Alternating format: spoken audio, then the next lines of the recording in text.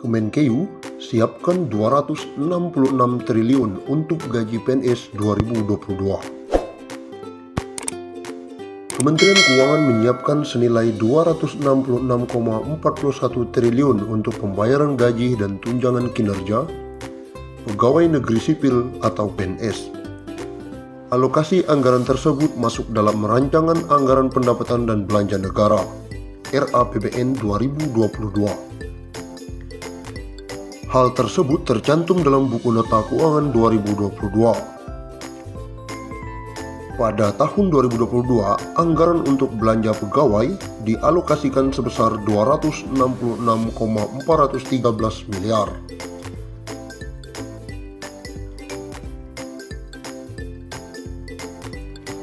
Alokasi untuk gaji dan tunjangan PNS tersebut merupakan bagian dari belanja senilai 940,57 triliun dalam RAPBN 2022. Umumnya ada 4 hal penting dalam mempertimbangkan belanja kementerian atau lembaga. Pertama, kelanjutan kegiatan vaksinasi dan reformasi sistem kesehatan nasional.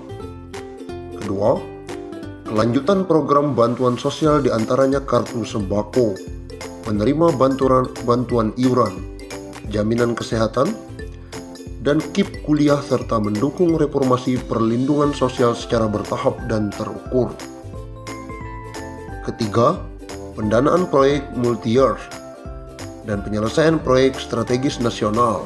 Lalu yang keempat, perihal kebijakan pemberian tunjangan hari raya kepada PNS tahun 2022. Selain belanja pegawai, belanja kementerian atau lembaga juga digunakan untuk belanja barang sebesar 336,03 triliun dan belanja modal sebesar 196,60 triliun. Pemerintah juga menyiapkan belanja bantuan sosial yang disalurkan melalui kementerian atau lembaga senilai 141,51 triliun.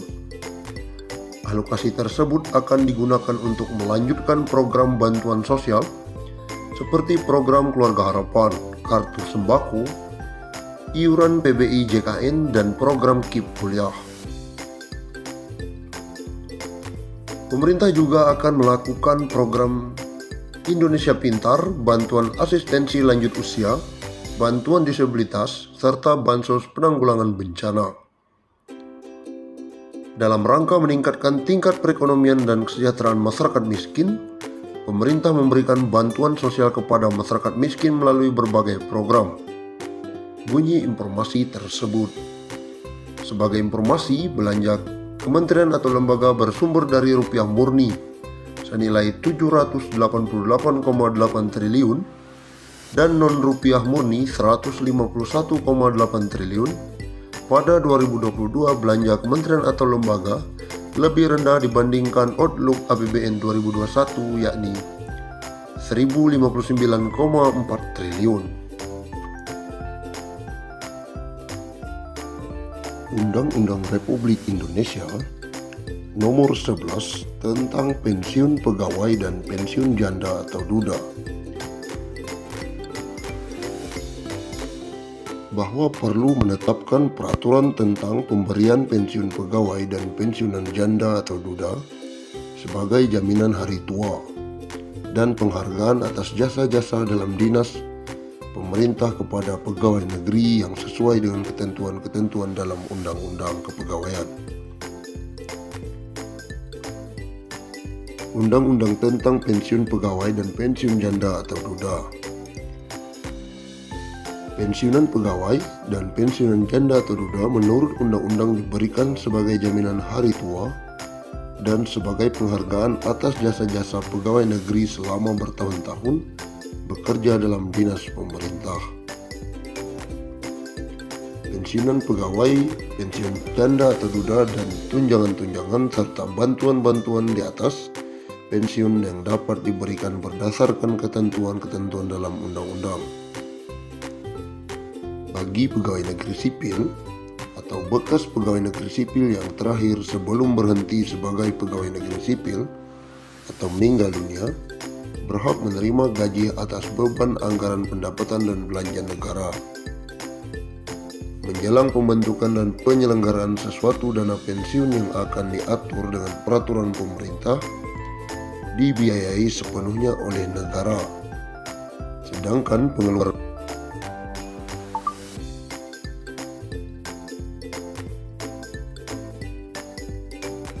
akan diatur dengan peraturan pemerintah dan dibiayai sepenuhnya oleh negara.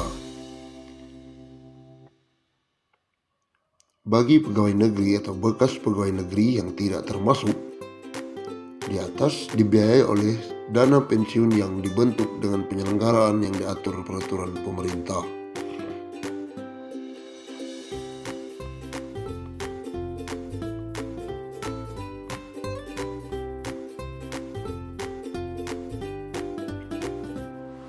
Undang-undang ini diadakan sebagai pelaksanaan ketentuan dalam pasal 19 Undang-Undang Pokok Kepegawaian yang menentukan bahwa jaminan hari tua pegawai negeri yang diantara lain berupa pensiun bagi pegawai negeri sendiri dan pensiun janda atau duda harus diatur undang-undang mengingat keadaan penghidupan masyarakat Indonesia. Sesuai dengan ketentuan dalam Undang-Undang Pokok Kepegawaian, maka peraturan pensiun yang baru ini mempunyai sifat pokok. Pensiun diberikan sebagai jaminan hari tua, sebagai penghargaan atas jasa-jasa pegawai selama bekerja bertahun-tahun dalam dinas pemerintah. Kedua sifat dari pensiun itu telah menentukan penyatuannya dalam pasal 19 Undang-undang ini yang menentukan 3 syarat pokok untuk memperoleh hak pensiunan, yaitu telah mencapai usia sekurang-kurangnya 50 tahun, memiliki masa kerja untuk pensiun sekurang-kurangnya 20 tahun,